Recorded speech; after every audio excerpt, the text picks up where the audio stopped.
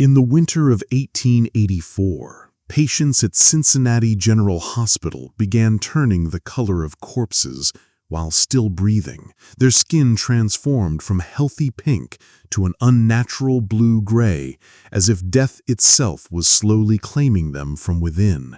The transformation was permanent, irreversible, and utterly terrifying to anyone who witnessed it. What the patients didn't know was that their trusted caregiver, a soft-spoken nurse named Margaret Whitmore, was systematically injecting them with what she called her cleansing serum, a silver nitrate solution she believed would purify their souls along with their bodies. By the time authorities discovered the truth, 32 patients had been subjected to her twisted experiments, and Margaret Whitmore had vanished into the Ohio winter, leaving behind only her journal and a ward full of people marked forever by her obsession with purity. This is the true story of America's most deranged nurse and the dark medical practices that allowed her madness to flourish unchecked. On a bitter February morning in 1884, Dr. Samuel Morrison arrived at Cincinnati General Hospital to find something that would haunt him for the rest of his career.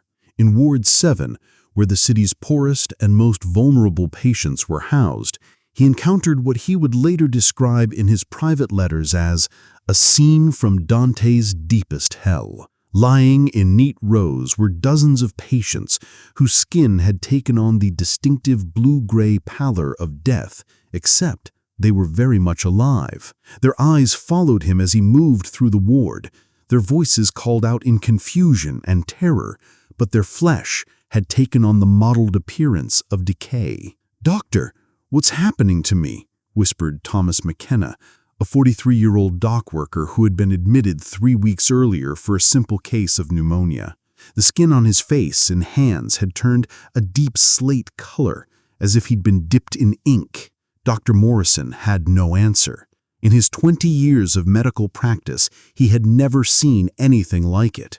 The condition seemed to affect only the patients in Ward 7, and only those who had been under the care of night nurse Margaret Whitmore during the previous month. Whitmore was a thin, pale woman in her early 30s who had arrived at the hospital 6 months prior with impeccable references from a sanitarium in upstate New York.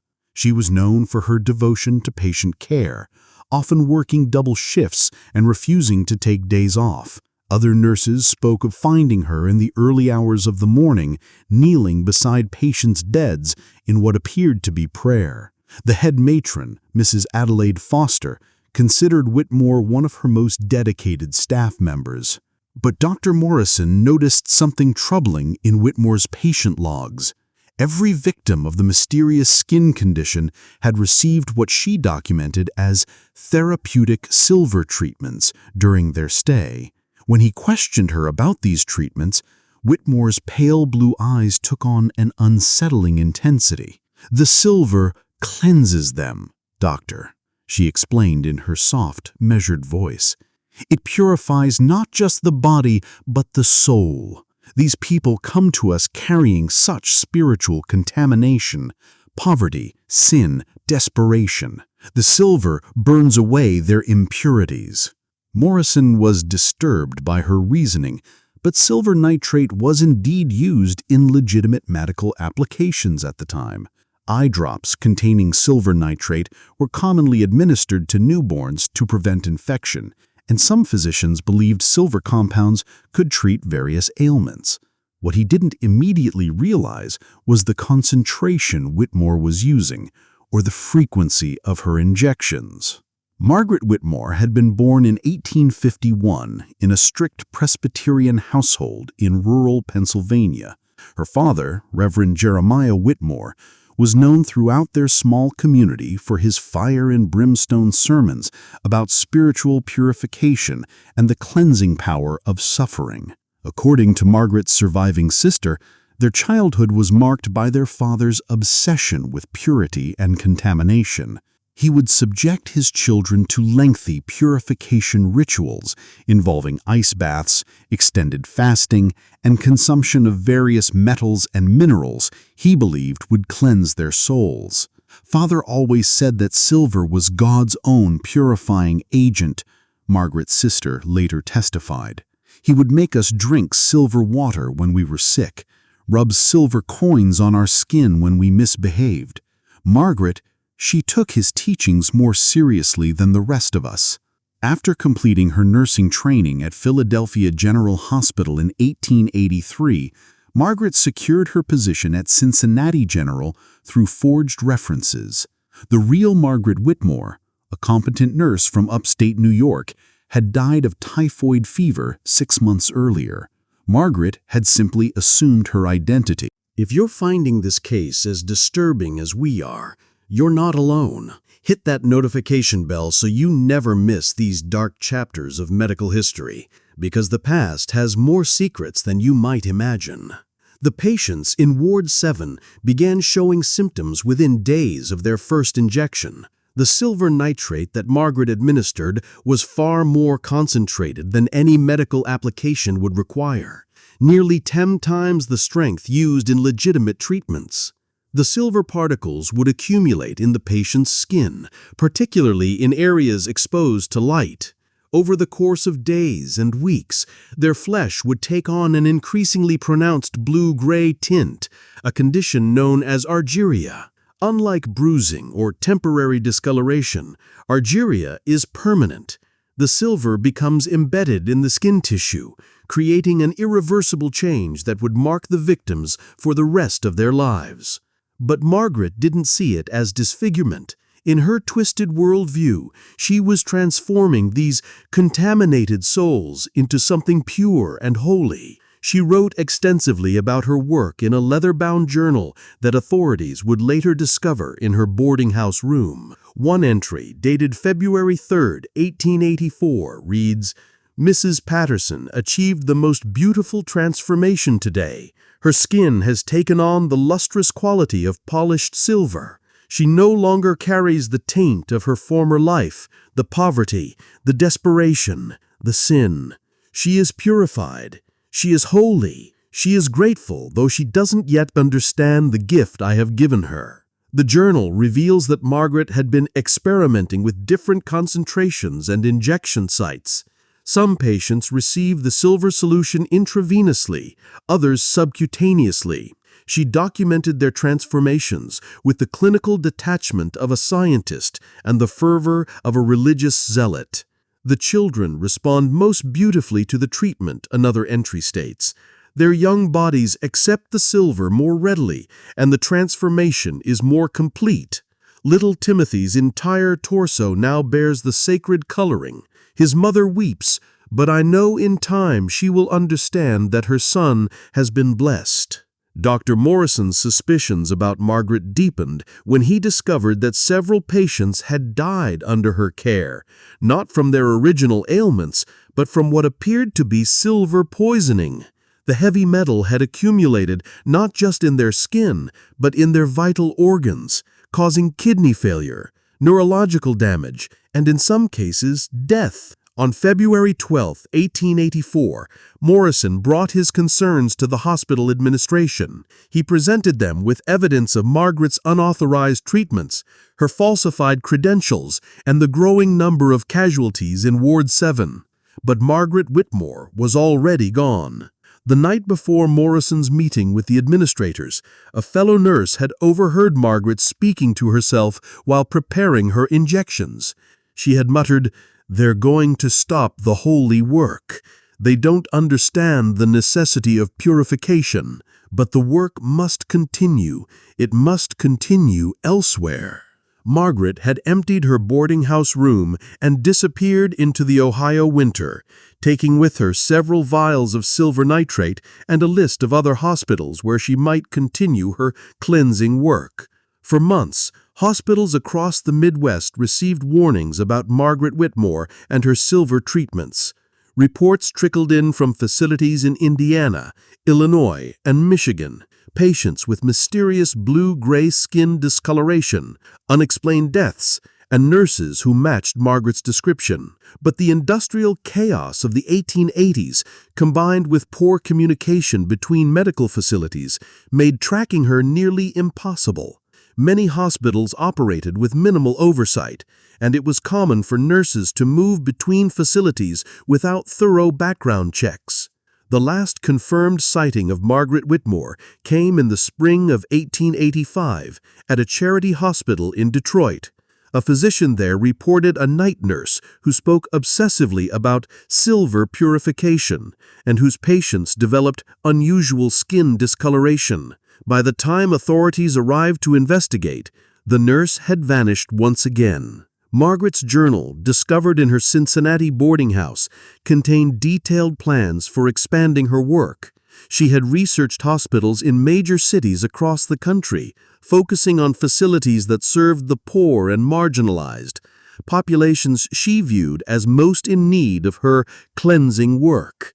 The final entry in her journal, dated February 11, 1884, reads, "The work in Cincinnati is complete, but there are so many more souls in need of purification. The silver will cleanse them all in time. God has chosen me as his instrument of purification, and I will not fail in this sacred duty." The victims of Margaret's experiments faced a lifetime of consequences. The 32 survivors from Cincinnati General Hospital lived with permanent disfigurement that marked them as different, damaged, untouchable, in a society that already marginalized the poor and sick. Mary Patterson, a 28-year-old seamstress who'd been admitted for a minor infection, found herself unable to secure employment after her release. Her silver-stained skin made her a spectacle, a reminder of the hospital's dark chapter that most people preferred to forget. "People cross the street when they see me coming," she wrote in a letter to Dr. Morrison. "Children point and whisper. I am no longer a person. I am a curiosity, a monster created by medicine itself." The medical establishment of the 1880s was ill-equipped to deal with such a scandal. Hospital administrators were more concerned with protecting their institutions' reputations than with seeking justice for the victims. The case was quietly buried in administrative paperwork, and warnings about Margaret Whitmore were circulated only within limited medical circles. Dr. Morrison, haunted by his failure to recognize Margaret's madness sooner, dedicated the rest of his career to advocating for better oversight of medical personnel. He established some of the first protocols for verifying nursing credentials and monitoring patient treatments. But for the victims of Margaret's silver treatments, there was no cure, no reversal, no justice. They lived the remainder of their lives marked by her obsession with purity, their blue-gray skin a permanent testament to the dangers of unchecked medical authority and religious fanaticism. Margaret Whitmore herself was never captured. Some historians believe she continued her work under different identities well into the 1890s, moving from hospital to hospital, leaving a trail of disfigured victims in her wake. Others suggest she may have died during one of the harsh winters of the mid-1880s, her body never identified among the many anonymous corpses that filled morgues in industrial cities. But perhaps the most disturbing possibility is that she simply retired her silver treatments and found other ways to impose her twisted vision of purification on vulnerable patients. The medical field of the 1880s was largely unregulated, and a determined individual could easily assume false identities and continue harmful practices almost indefinitely. The case of Margaret Whitmore represents one of the darkest chapters in American medical history, a reminder of what can happen when religious fanaticism meets unchecked medical authority, when society's most vulnerable populations become the subjects of one individual's twisted experiments. Her victims were poor, forgotten people whose suffering was easy to ignore, whose disfigurement could be dismissed as the unfortunate consequence of poverty and disease, rather than the deliberate result of medical abuse. The silver that Margaret believed would purify her patients instead marked them permanently as different, as damaged, as other. They became living reminders of the thin line between healing and harming, between medicine and madness. In the basement archives of Cincinnati General Hospital, now demolished, Dr. Morrison's case files on the silver treatments remain sealed. Hospital records from that period are restricted, available only to researchers with specific credentials and a compelling reason to examine the darker chapters of medical history. But the descendants of Margaret's victims still carry the genetic memory of that winter in 1884. Family stories passed down through generations speak of ancestors with strange blue-gray skin, of a nurse who believed she was doing God's work, of a medical system that failed to protect its most vulnerable patients. The story of Margaret Whitmore forces us to confront uncomfortable questions about medical ethics, religious extremism, and society's treatment of the marginalized.